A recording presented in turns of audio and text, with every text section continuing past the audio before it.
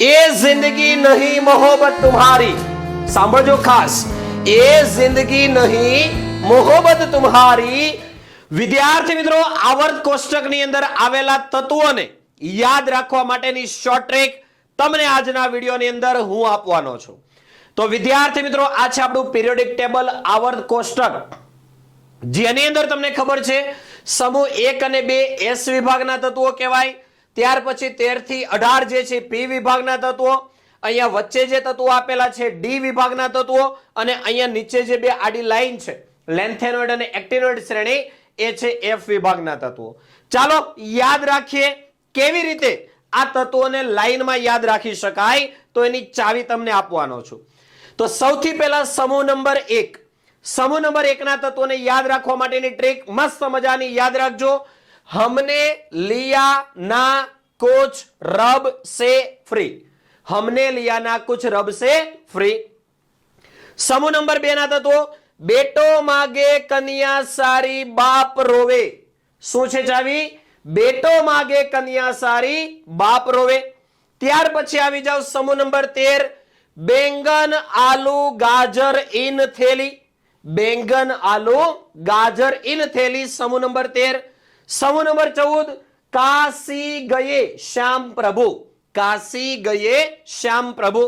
समूह number 15, Nepal Pakistan Australia सब bismuth, Nepal Pakistan Australia सब बिस्मत. આગળ વાત કરીએ સમૂહ નંબર 16, ओ सनम, ओ सनम, ओ सनम सैंडल तेरे पाव में. આ થઈ ગયું સમૂહ નંબર 16. આવી જાવ સમૂહ નંબર 17 પર, फिर कल बाहर आई आंटी. कौन? फिर कल बाहर आई आंटी, समूह नंबर 17. અને ત્યાર પછી આવી જાવ સમૂહ નંબર 18 પર, हीना नीना और करीना सबसे बड़ी एक्स ई रीना, हीना नीना और करीना सबसे बड़ी एक्स ई रीना. આ થઈ ગયું સમૂહ નંબર 18.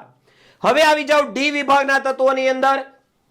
તો સ્કેન્ડિયમ થી ઝિંક ને યાદ રાખવા માટેની ચાવી, science teacher, science teacher, science teacher. પછી વિદ્યાર્થીનું નામ વિક્રમ, વિક્રમ, બો ફેકે, ફેકે, નિકુંજ. સાયન્સ ટીચર વિક્રમ ફેકો નિકુંજ. અથવા તો એવી રીતે પણ યાદ રાખી શકો, સ્કેટી વેક્રોમે ફેકો નિકોજી. તો વિદ્યાર્થી મિત્રો, આવર્ત કોષ્ટકની અંદર 1 થી 30 તત્વો જે છે લાઈનમાં યાદ રહેવા બહુ જ જરૂરી છે. કેમિસ્ટ્રીની અંદર તમને બહુ જ કામ લાગવાના છે. હજી પણ આગળ થોડીક ઝલક તમને આપી દઉં.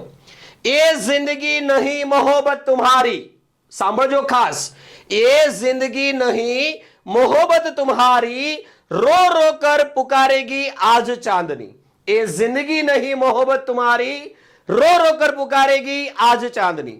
તો વિદ્યાર્થી મિત્રો, આવી જ રીતે આવર્ત કોષ્ટકના તત્વોને જો ચાવી બનાવીને તમે યાદ રાખશો તો તમારું કેમિસ્ટ્રી જે છે એકદમ ઈઝી થઈ જશે.